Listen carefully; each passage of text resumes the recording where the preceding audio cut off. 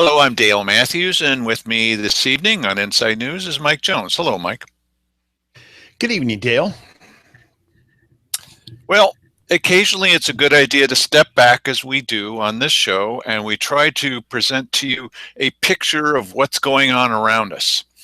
I was on the Bill Meyer show this morning, and Bill looks forward to hearing some of the things that are happening in Grants Pass and Josephine County in general.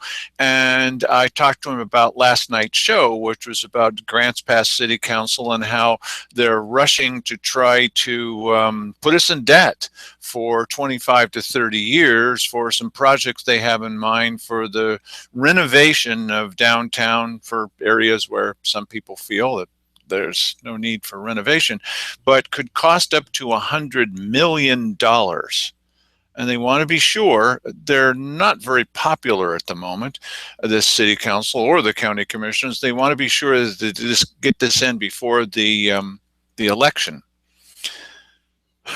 That's a little depressing because there's nothing that can be done and they're not going to ask us our opinions. Well, one of the things that Bill was in kind of a mood this morning, and he said he's having some trouble believing that it was really as bad as all that. So what I did was I posted on Facebook, and I also sent to him some details about this from the Grants Pass City Council's own PowerPoint slides. Here, for example, is proof that the City Council has placed the idea of law enforcement as under the priority of the Allen Creek Sports Park. Mm-hmm. Well, there's no kidding about this. I mean, that's what their opinion about it is. Also, I suppose you could have somebody from the city council come on there. He thought that he would probably have somebody come on and explain how it really is not. This renovation is not going to include 6th and 7th Street and the downtown strip. Well, this is from their presentation.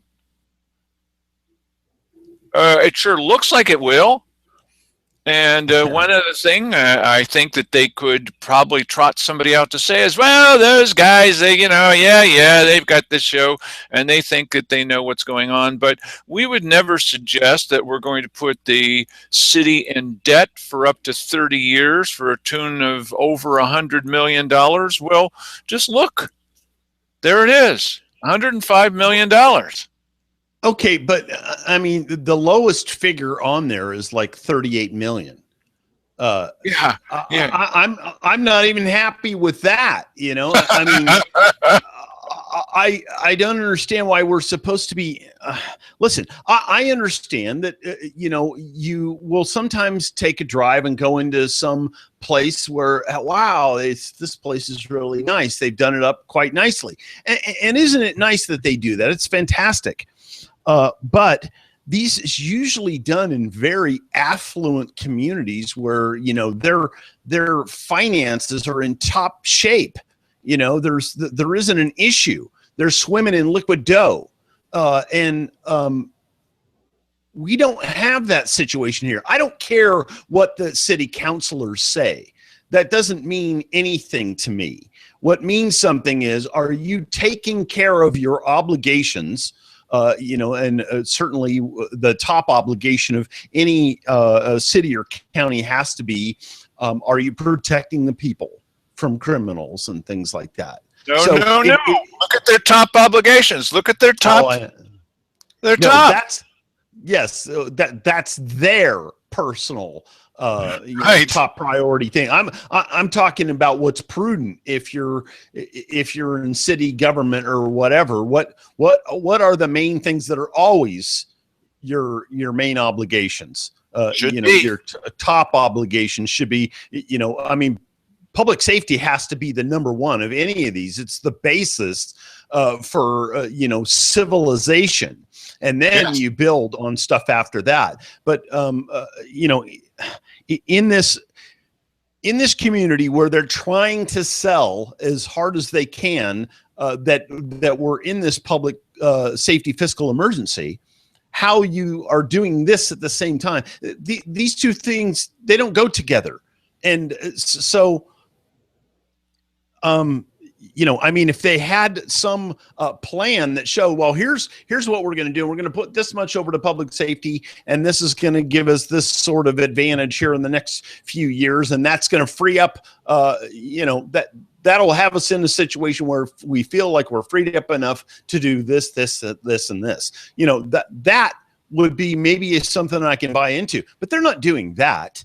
They're just saying, hey, you know, we're gonna jump onto $100 million, potentially $100 million obligation for the next 30 years, and we don't really have, you know, public safety. Oh, well, you know, they'll take care of that by taxing the people more. And how do you feel about the idea that these characters say that they need to be sure to get this on the ballot before, that they need to be sure that they approve this idea, engrave it in granite, before the November elections? Well, I'd like to hear, you know, what their rationalizing is on that. I mean, what's the reason? And of course, they probably have, well, you know, but I mean, we're speculating. I'm assuming that you're speculating the same as I am, that they feel that the political wind may change and they wouldn't be able to pass something like that. That's correct. Now, so who is it that Bill Meyer would like to have come on his show and explain how our show last night was just full of beans? Are you ready? Roy Lindsay. He likes Roy. And let's get Roy Lindsay on there to explain how, oh, no, they obviously just have it all wrong. Did you say Dale Matthews? Well, of course, that's why you're hearing that. Those aren't our slides. Those are somebody else's slides. That wasn't from our PowerPoint presentation. We would never suggest such a thing. Yeah, but I mean, that doesn't really, I mean, if he says that doesn't have any credibility, because these are the slides that are being presented to them for a yay or nay on this proposal, I'm assuming. Yes, and, right. And they're saying yay, all right. Yay, yeah. Right. So, but so what else are you supposed to judge it by? I mean, the city council's not putting on a counter presentation that shows something different. It's either going to be this or it's not going to be anything. That's what I'm assuming, right? Am I correct? Yep.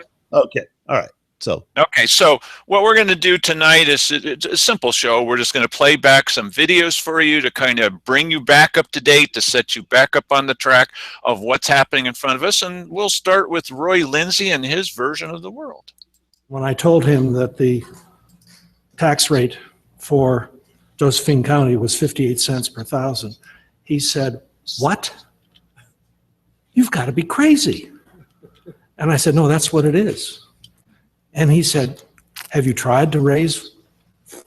And I said, "Absolutely. And it has gone down in flames big time." And he said, "Those people are nuts." Yep. We're nuts, Mike. We're nuts. Yeah, but I mean, listen, the tax rate, the base tax rate is 58 cents a thousand. It's 66. Okay, with the other levy for the that's for correct. The animal shelter. But the bottom line is nobody pays that. They pay that plus the other things which are stacked on top of it. So you know, now they pay that as a base rate, but I know that there are certain parts of the county where they're paying, you know, upwards of $10 a thousand, you know. So and over Bill Meyer was just saying on the radio here the other day that they're paying somewhere in the neighborhood of $15 a thousand over in which, you know, but their base rate over there is $2.01. So you know, for people to characterize it as though all we're paying, and that's the total burden to the taxpayer, is 58 cents a thousand, that's not really accurate. You know, we're all paying more than that. Maybe you cut us back a little bit on how much we're having to pay for schools. If you look at the population of Josephine County, I think that you'd find that the most of these people are probably, the average age is up there quite a bit. We don't have kids in school anymore, and right. we're paying for all that. And I'm not begrudging paying for schools. It's just that we pay an awful lot for schools, and the people inside District 7, they pay even more than we do. Yeah. And now, Mike, we get about a 50% graduation in this county. It's crazy. Mike, do you have that letter to the editor? We were going to read letters to the editor last night. We didn't get to do that. Is that something that you can call up in front of you, buddy? I can call it up, but it's going to take me a minute to do it. Okay. So while Mike calls that up, as I mentioned, why don't you read the first one? As the profiles in courage, I love that one. As I mentioned earlier, what we're going to do is we're going to play back some clips, a variety of clips for you, so that you can remember where we are right now, what the city council has said, what the county commissioners have said.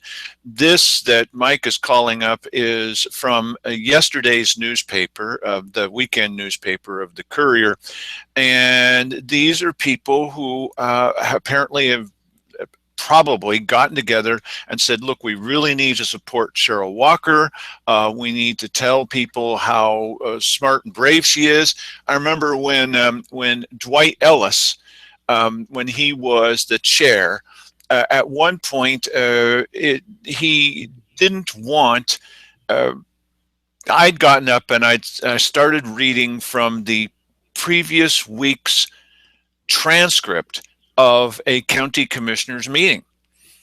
This is what the commissioners had said, literally word for word, every and and he stopped me and he said, I'm not going to allow you to read that from last week's meeting. And I said, why not? Well, that tends to denigrate us. It's just what you said. I mean, it's not even characterization. No, I'm not going to allow that. And he cut it off. And so there were a couple letters to the editor saying how brave he was. Mm-hmm. How brave he was? So Mike's got an example here for you of that kind of, in my opinion, lunacy. Go ahead. Bravery. Yeah. This is an excerpt. Yeah, this is an excerpt from a letter to the editor by Ken Smith.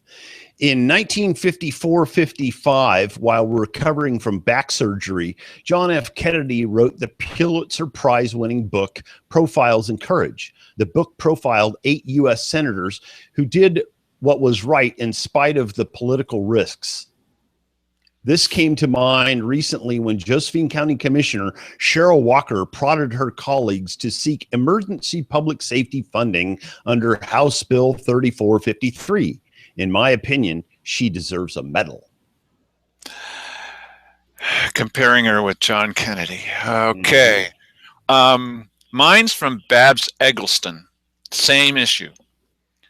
I'm personally hoping that the representative from Jefferson County reintroduces a bill in the next legislative session requiring every county to pay a minimum tax rate of $2 per thousand of assessed value, that's the $2 bill, for county services. If our elected legislators support it, is this hope against hope? Then we might get some funding for public safety services. We surely can't squeeze it out of our current tax rate of 58 cents per thousand. It's 66, but she's hoping that we will be forced to do it because the citizens that are always losing about property taxes don't want any more votes. Is it the citizens that are always, the citizens that are always losing don't, yeah, of course, that's right. Yeah, not the winners. Lovely. Here's what Mark Bartholomew of the Grants Pass City, you'll recognize all these things, but it's helpful to see them again every once in a while. This is what City Attorney Mark Bartholomew said about the city's power to revoke your vote. The city can revoke the levy or the utility fee or the sales tax, for that matter, at any time. The city council, as a matter of fact, could have implemented this the sales tax without other people. However, I think it would be politically difficult to do so. They say also, I believe that it would mislead voters if we were to say that the sales tax is permanent, because again, it could be revoked. That's at stake. You know, when we started on this whole campaign season falderall, it looked like it was mostly going to center around the whole idea of public safety funding, and that's what this was about also. But now it's now moved into an area of people who keep losing. In America, there are winners and losers. That does happen. We do keep score on things, and you don't win a big award for second place. That's just the way the votes work. And they don't want to have any more votes. They are not interested in what you have to say.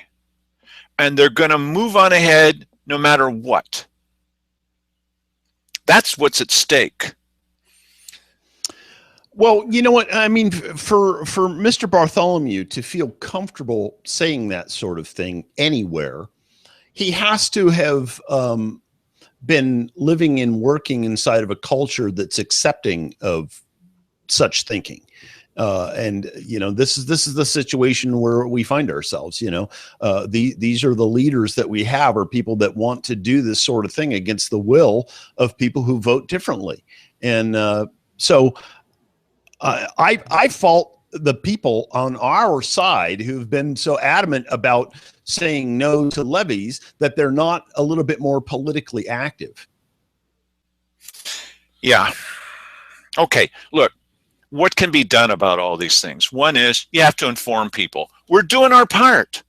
We are informing people. You also have a role in this, because we're getting to you. And some of you especially are talking with other people, but we need to get in front this information of what's happening here. Like, who knew that the city council was looking at, now honestly, did you really know that the city council was thinking of indebting us for 25 to 30 years for up to $100 million? See, we sit through these interminable meetings in order to tell you these things. But if more people don't find out, I mean, Mike and I, we go to meetings. We'll go to one this Saturday, and we'll talk with some of the politically influential, whatever that means, people in our area. And I just told you I was on KMED this morning. We're doing part of what we can. But I can tell you that at this last meeting that was about Lipsick, that the guy from the TV station that was there couldn't get away from me fast enough. I mean, he just only wanted to talk with Carl Wilson. We're going to talk to some citizen that purports to know what's going on. And I call them all the time, and I offer them free footage, and they actually do use it occasionally. But you're part of the equation. You know, sorry to put you under a little pressure like Mike was just doing. I got to do it too. We need more people to know what's happening. And even if you don't buy our conclusions, which is foolish, but even if you don't, at least you can tell people, well, I saw a videotape, and here was Keith Heck, as in this next example, that was, you know what their motto is. He said it, I know we're breaking the law and I don't care. Well, here's what he had to say about that kind of subject. But it's not like the idea that, you know, ethics violations means we're out doing some stupid stuff, or I'm out doing some, you know, whatever it is. And there they are, talking with Pat Fahey about county business.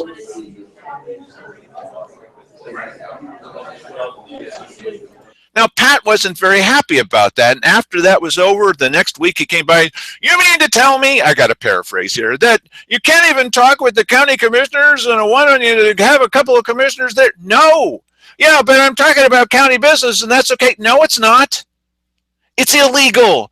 And they've been found guilty by the Oregon Government Ethics. No, we haven't, Mr. Matthews. You obviously don't know what you're talking about. Listen, the wording the Oregon Government Ethics Commission used was that these guys were they were deceiving us.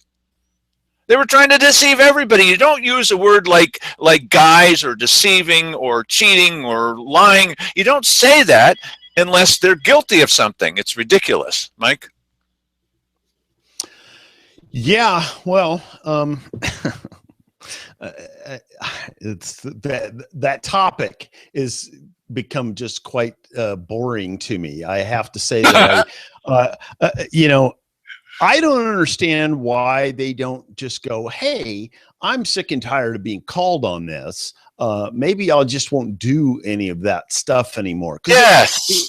It isn't that hard. Here's the checklist of stuff that you do and you don't do. And I realize that it's an adjustment. It's a bit of a change of one's routine. You have to make sure that you're avoiding impropriety, and they're just. Don't you learn? And doesn't he learn any of that at the Gospel Rescue Mission? To have integrity? No, none, zero.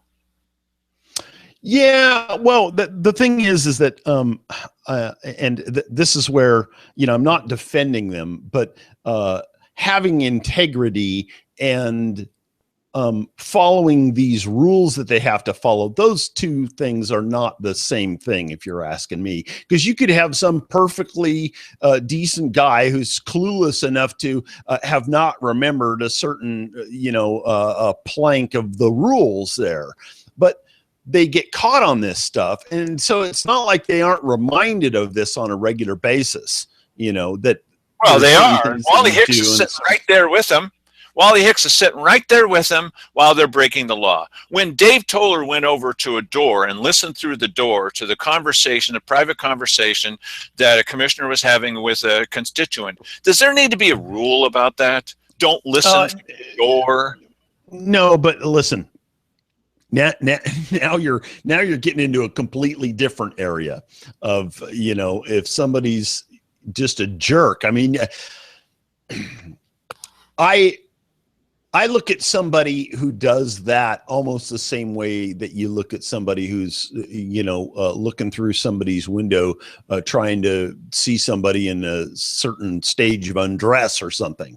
That's just really not classy at all. Here's another example.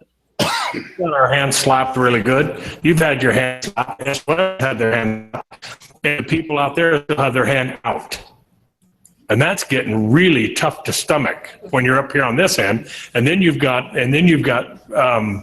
you get butchered every time you open the paper and read a letter to the editor. I have never seen so many sore winners in my life.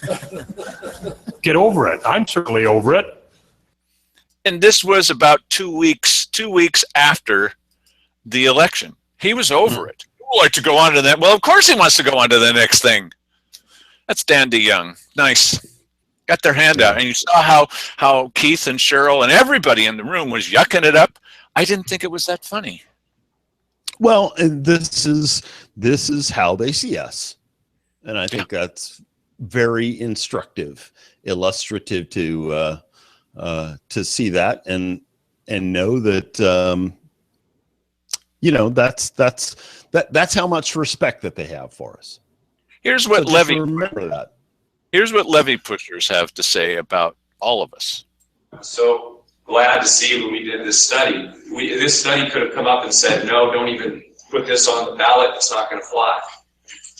The study also could have come back and said, put it on the ballot. It's going to happen without, you don't even have to worry about it. It's going to be a blowaway. This came back and said, this is exactly what the people want. It will pass. The majority of the people want this, but there's a little bit of work to do. You need to get out and you need to talk to people, and we need to create some unity.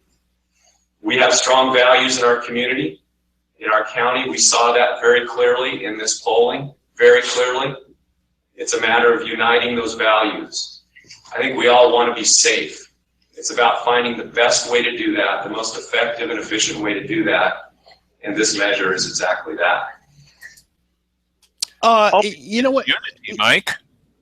if the majority of the people want it, why do you have to go out there and do all this work to create unity? You have obviously a common desire among all those people. Clearly not, but you know, if you have to work hard to get people, they weren't working hard to make sure that our guys got out. We weren't even working hard to make sure that our guys got out. All we were doing was making sure that we were pumping out the information every day. We told people to get out there, but we didn't go knocking on doors. We didn't have any signs that we put out anywhere. Although there was some of us that put no on the levee signs out. But the bottom line is that for the most part, I don't think many people were convinced by yard signs. I think people already did not want yet another levy, you know. Did we have to spend $100,000 to press our will on people?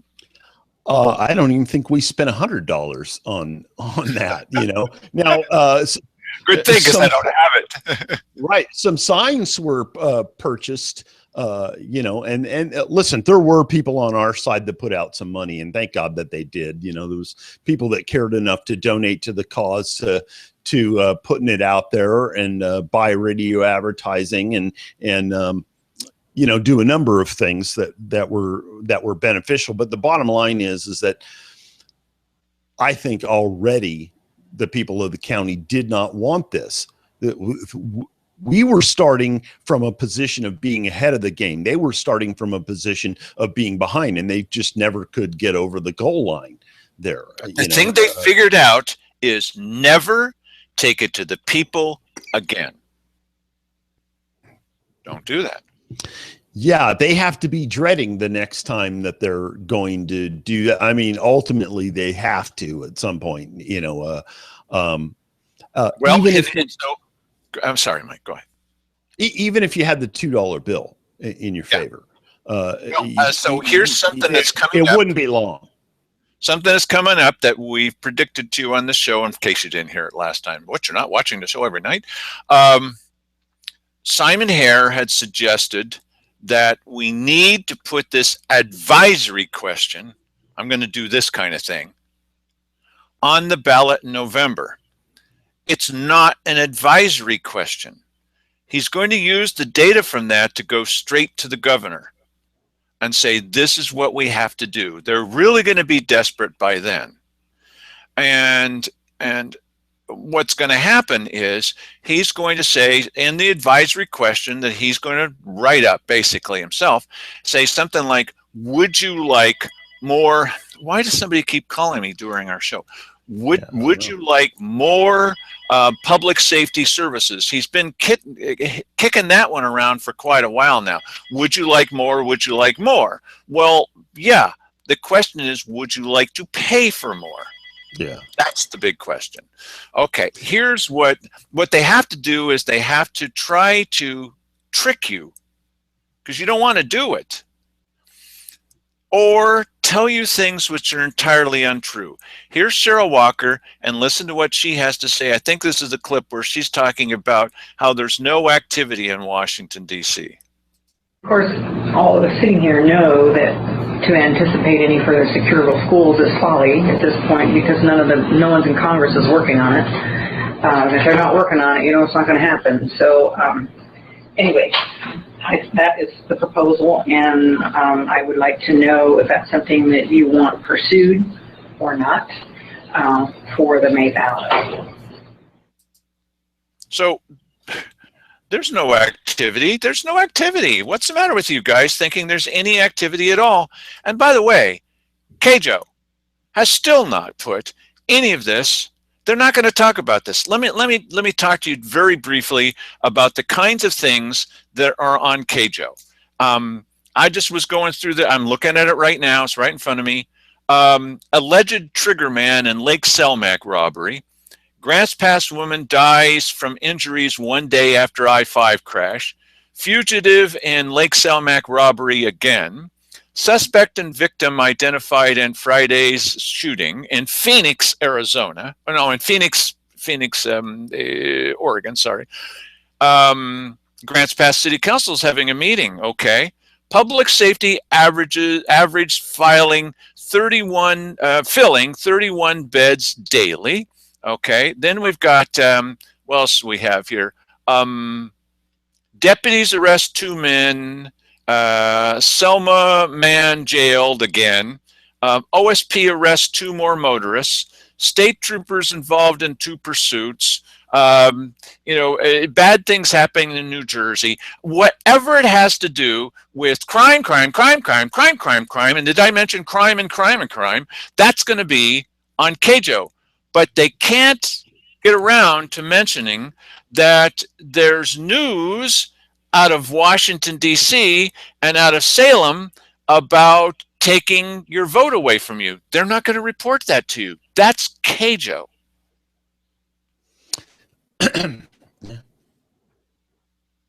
So here's what the commissioners had to say following up on this. Well, you'll see. Because everybody here realizes something has to be done. There is no more paring back other than some draconian slicing that takes place. Like we've never done before. Yeah, well, sure. I think, and we also need to map out the scenario of what it looks like in July of 17. Based on what we know right now, that if this doesn't, this is what will likely happen. Yeah, and I think that would be part of the development of the data that you're coming up with too, Commissioner. And we know date certain that it is July 17. They know for certain, Mike. Date certain. Yeah. I want to see some draconian slicing.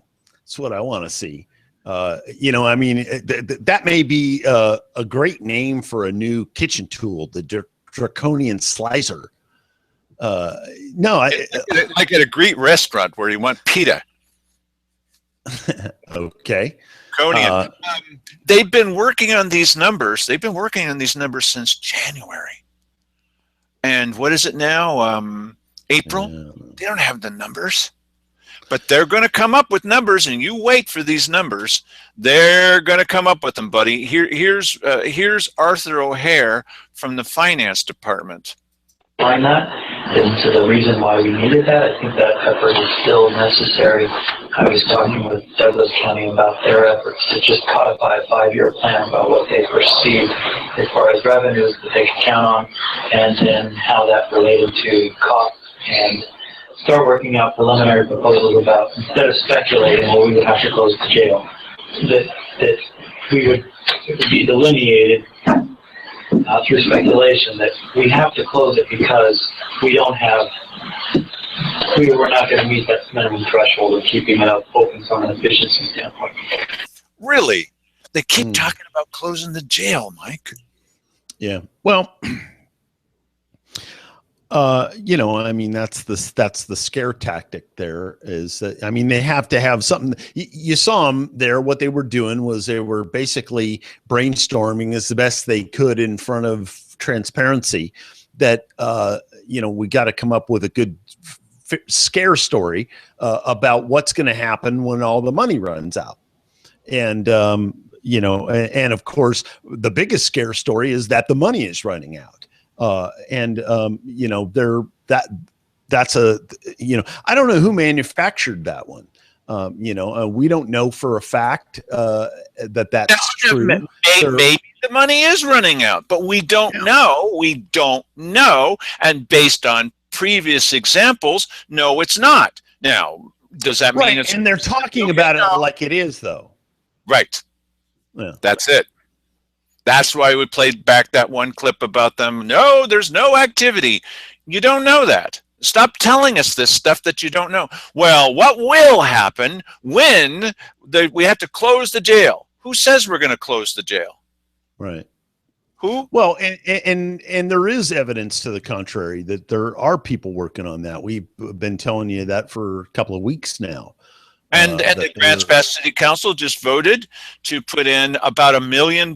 You'll hear this on Wednesday at the weekly business session into jail beds. So, and as Dennis Roller, laughed and joked, well, we're not swimming in money. We've got so much money, it's embarrassing. That money comes out of your pocket.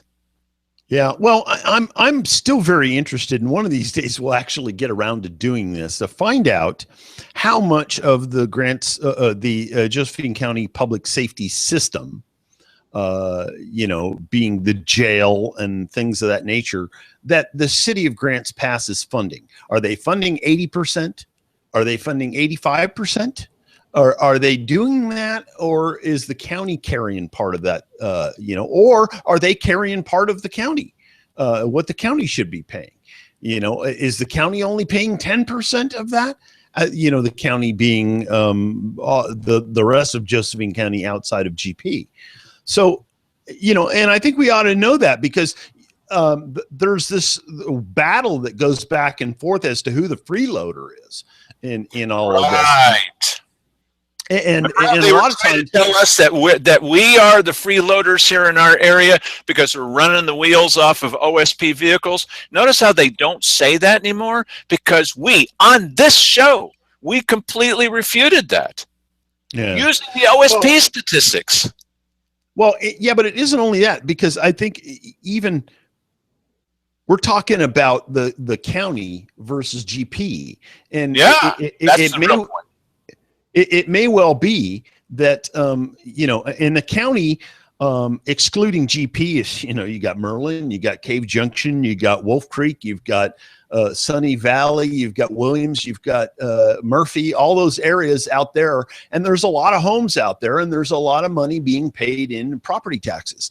How much if you break this down, this would be a very interesting thing to break down. It's like, who's carrying whose load? There's always been this accusation that the city quite often does it, that they're carrying, and or they'll say, well, it's those people coming in and out of the county. They're the ones that are responsible for doing all the crime. You would swear that at dark, there's a massive commute from the outer regions of the county into the city so that criminals can commit all the crime that takes place here.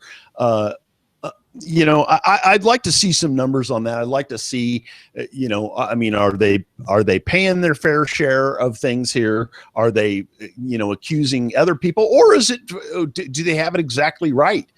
I'd be very interested to know. Does anybody remember when they were trying to push this last levy that they actually said that criminals were coming in here on buses over the border? There's a little bit of racism involved. Northern California. Yeah, it wasn't quite that. It was just that it was postulated that people are coming here, criminals were coming here to sow seeds of hate and discontent. Well, there was that one too. Yes, I was actually talking about the previous one. But yes, they actually said that. They really did on KJO, and that they weren't coming here to steal. That group wasn't coming here. This was an elite group of criminals. They were coming here just to sow the seeds of discontent. Yes. Boy, we're in for it now. How do you do that? Yeah. Well, we're in charge of that, aren't we? Aren't we the noise that destroys, Mike? We're destroying everything, and we're not speaking. We're just making noises. That's all. Yeah, here's a bit more of this foolishness. The one thing that I would want to figure out a way to say that if any additional revenue generating mechanism were to be needed to satisfy the full need of the criminal justice system, that would have to go to the voters. But revenue generated would be matched through this provision, dollar for dollar, by the state, as long as this agreement were in place. Yeah, okay. Does that make sense? Yes, yes. Yeah, and yeah, I'll try not to be too clear or too precise in terms of what the agreement would involve, because we don't know. We don't know what that agreement. Whatever agreement we come to, if this ends up going through. Yes, he really did say that. And he said that with the camera just looking right at him. That was Wally Hicks. Well, I'll try not to be too clear or too precise. Really don't know what this means, Here's a little bit more from that same general group of people. Well, we're hearing, at least I am, I presume that you are too, getting all kinds of feedback or input from people out there. You ask for suggestions and you get everything from the impossible to the bizarre. Yep, that's what they think about us. Yeah. I mentioned to our state reps that were here because one of them, Dwayne Stark, had said, have you ever thought about having a gathering where the people would give you some ideas? And I said, yep, we had 3.5 hours of that. And the general attitude that we have about that is it ranges from the impossible to the bizarre, because that's what they think about us. Yeah, you know what? The thing is that I understand what happens to them, where they in their minds, there's only one way to do this, and that is to extract more tax money from the citizens. That's the only way that you're going to solve this. And anything else that anybody proposes that doesn't start with a tax levy or something like that is just, you're wasting my time. And, here I have to sit through another hour and a half of this stupid meeting where everybody's going to say all kinds of things that I don't agree with. That's what happens with these people. And unfortunately, we're in this position because of one glaring particular truth, and that is that the federal government is in default. And yes. Unless you're dealing with that substantively somehow. Now, you could say, hey, we are dealing with it, and here are the things that we're doing. And then boom, boom, boom. These are very aggressive things that we're doing to restore this. And we need something to get us over that hump or something. That would even be something, but they're not, no one's doing that. They're just saying, give us the money and that's going to get us over the hump to what? Well, we're all of these things. Any levy is a bridge to nowhere if you're not dealing with that one thing that I'm talking about. And that is the federal government is in default. What are you going to do about that agreement that they are not holding up their end of? Unless you're going to do something about that, all of these levy things are just, a 2 or 3 year reprieve for them, for their funding problems, and that's all they are. So, who's the ones with the dumb ideas? Well, here's another one with the dumb idea, and this followed by 80% rejection of the Grants Pass city sales tax, which would make Grants Pass it would change the motto. You wouldn't need rebranding. Everybody would rebrand the city completely on their own. It's now Sales Tax City. Here's what Dan DeYoung had to say on that subject. There's a group of people that wants to blame everything on government officials when in actuality, they're not really interested in getting the foundation for most communities is safety. I mean, that is your foundation. If I'm not safe going to a restaurant, I don't go to that restaurant anymore. My family's not safe going to the county fair. I won't go to county fair anymore. But safety is number one, and I don't understand how that falls apart when it comes time to vote, cast your vote, to support something that goes directly toward public safety. We heard it loud and clear. As I told the Daily Courier today, I was fairly certain it was going to fail, but I didn't think it would fail that bad. Well, yeah.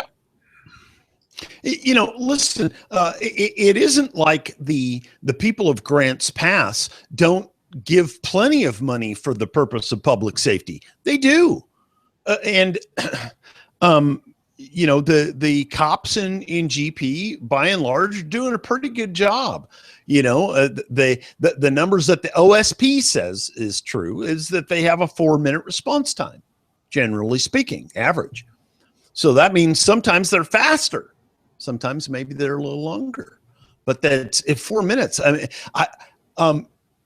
you take 10 times that. I'm not going to see an officer out of my house. I'm on my own here. So I think that, and that's okay with me. Otherwise, I would have voted for myself to be taxed higher, but I haven't done that. But people in the city do that all the time. They should just find out where that threshold is, where the people of the city start to say no on their public safety levy. And then, bingo, there you go. And they have all this other money that they're going to spend on urban renewal. And, if you still got a little bit of a public safety problem, why aren't you funding that instead? I'm confused. Well, we truly are on our own. We can't depend on the Government Ethics Commission to step in and get these guys every time that they break the law, which they do on a constant basis. This, as I've told you, is why they wanted to say when I could start the camera, your camera, and when I had to stop it so that it would stop catching them breaking the law. Or when they say, well, you got to leave now, and they locked the door with a quorum in there talking about county business. There's a reason why that's not a good idea. We got a candidate, well, I think we should have more county commissioners. It's only so then that they can talk and not break the law. Just don't do it. That's all. Have your meetings in public. It's really simple. You don't need a rule book for that.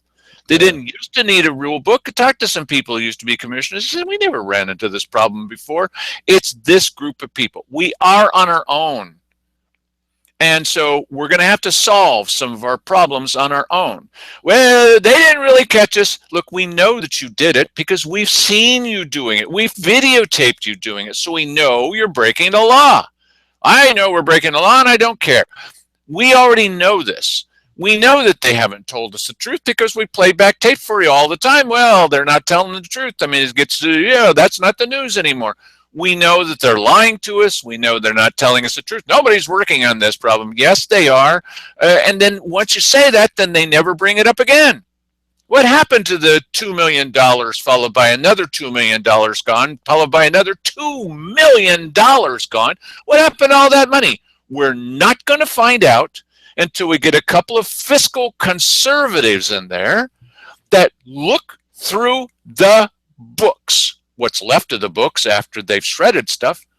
We're going to tell you as much as we can find. It's going to be more than any of us can handle.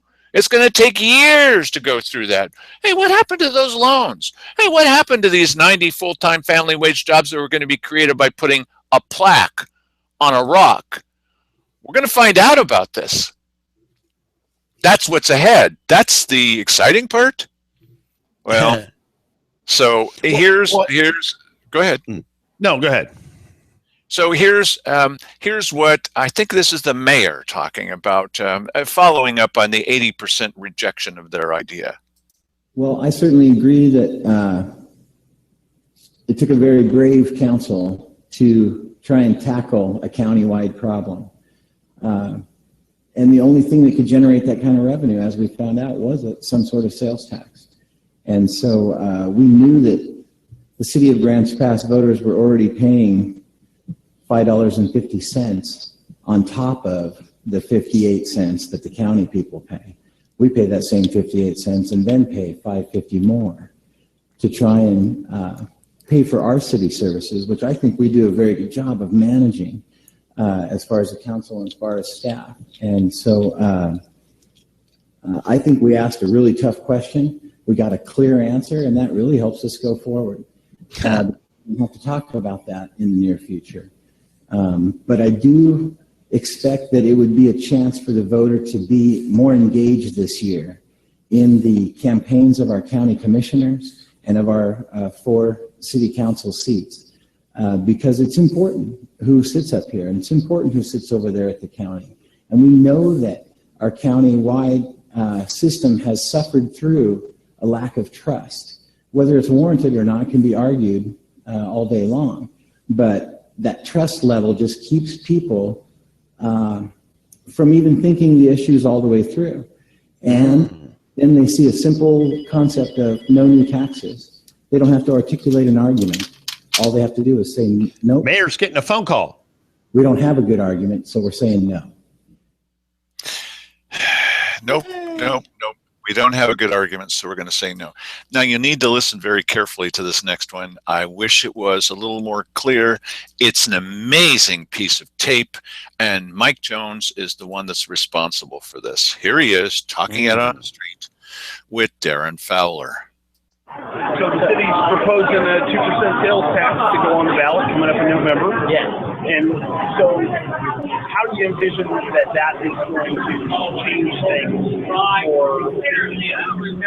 Well, it's certainly going to change it for some of the business owners. We have over 3,000 business owners, and it's really going to only affect about 700 or 800 the businesses. So a lot of people won't be affected by it. But they will be affected because they have to pay the tax when they go to buy something. And so what we're trying to do is just offer an alternative to always going after someone's property to make revenue for government. We just wanted to give the option there, the best option we could. We wanted to think about it so that it would be complete. The thought wouldn't be vague, it would be complete. And we could say, well, here's what we think it would look like. What do you guys think? And so we put it in front of the voters. The part where he's talking about keep it going, that was almost unintelligible. It was kind of like that part where the commissioners are over in the corner talking with Pat Fahey. Very difficult to hear what they have to say. Mike was there. I've listened to the tape. That is what the mayor said. He said, yeah. Well, I asked him if this situation isn't working out, in 6 months or a year or whatever, what are you going to do? If shops are closing up all over town because, their business is being adversely affected by it, he said, well, I think we keep it going for another year or two. I thought, wow, that's, I would think that if I was destroying people's businesses with something, I mean, if it was very, very clear that the sales tax is what was killing their business and people were closing up shop all over town, I'd put the kibosh on it. You would think that they wouldn't you think so? This is just it's a different way of thinking. It's like, well, you know what? Because I'm looking at it from I'm getting income from that to do the good works that we want to do. And so I'm more concerned about that than your business. Well, the businesses and the people living here is ultimately what does pay the money to them in the first place. So you would think it would behoove them to treat the people in the city better than that, but that's the problem with you, Mike Jones, is you're questioning authority. And you know what that leads to. In our country, we've taken this right that we have to free speech, we've taken it to unbelievable levels. We openly criticize our leaders in this country, in our county. We pretty much criticize anything that we don't agree with. We don't see anything wrong with complaining and whining and showing disgust and pretty much getting angry with anybody who will listen to us. And I just need to say this, that it's really painful for me to watch when I see people that just can't honor authority. And we need to see rebellion for what it really is. 1 Samuel 15:23, rebellion is like the sin of divination, Satan worship, and arrogance like the evil of idolatry. That's what rebellion is. It's like Satan worship. And we just need to understand how hurtful it is, how dangerous it is.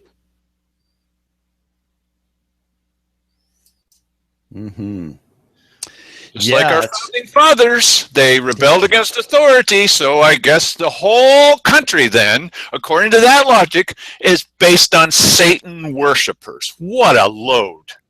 Yeah, and you know what? It's funny because what the mayor was saying there a couple of clips back was very, very similar to that, in that these people aren't really paying attention and they're not following it through to the end. They're just rejecting it. Well, that's your rebellion, your Satan worship there. I think we have the right to rebel when we see that the people that want our money aren't acting in our best interests. And I will continue to rebel. Thank you very much. And I kind of enjoy being a rebel rouser. Yes. Hey, one thing before we get off of things here, there's a hearing on the supplemental budget coming up here on Wednesday. Is this weekly business session an evening one? No, this is a morning one. And the important thing, yes, it's a morning one. And the important thing to remember here is the meeting's going to be divided up into two parts.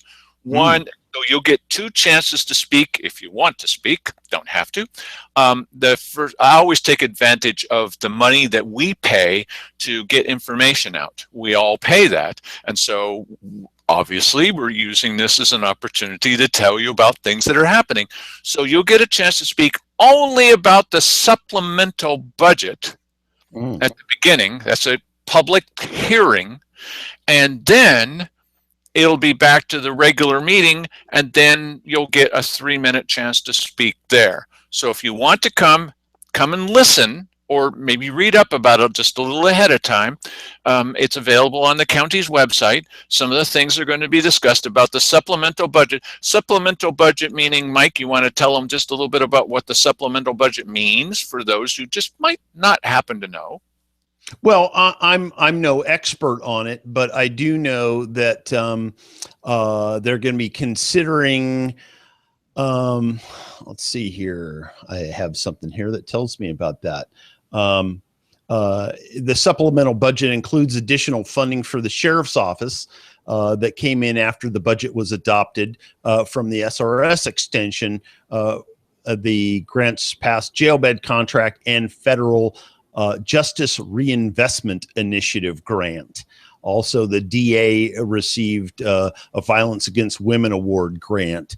And so this unanticipated $1 million in road dollars that the county received last June after the budget was adopted are not included in the supplemental budget. But anyway, it certainly is something that people should pay attention to and ought to go on the county's website, get the information, read about it. And they're going to be talking about that this morning, Wednesday morning at the weekly business session. Is it really necessary to call it the Violence Against Women Award? It doesn't. Right, yes. It doesn't.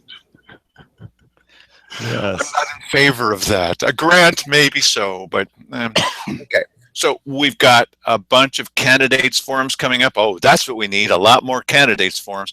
We have those coming up, and we will do the best that we can to bring you information. Look, what I'm going to do, everybody should do whatever they want to, but what I'm going to do is try to change it up a little bit. I don't want to keep saying the same thing over and over and over again, although it's all evidence to the contrary with this show. We need to talk about a number of other issues rather than just the same old stuff regurgitated yuck. And so we will bring you this information. You'll get a chance to see one of the little things that we've been noticing is with some of the candidates, similar to that with the current county commissioners and certainly with the city council, is every once in a while there's so much let's say stuff that they're trying to put in a paper bag, you know what I mean, that some of it oozes out through there anyway, and you find out just a little bit more. It goes beyond just the standard stump speech of sounding like everybody else. Every once in a while you get a view from another angle altogether of some of these people that are running and what they actually feel. Mm-hmm. That's the main idea to me about why we need to watch this process, so that we don't have to lay it all out in front of you and tell you what to think. You can see for yourself and say, you know, I've heard this guy speak 3 or 4 times, and there's something about him that makes me very uncomfortable. Yeah, me too. Okay, so we will find out. I mean, that's just about me. We will find out more about the candidates without being boring. That's our sincere hope. Good luck.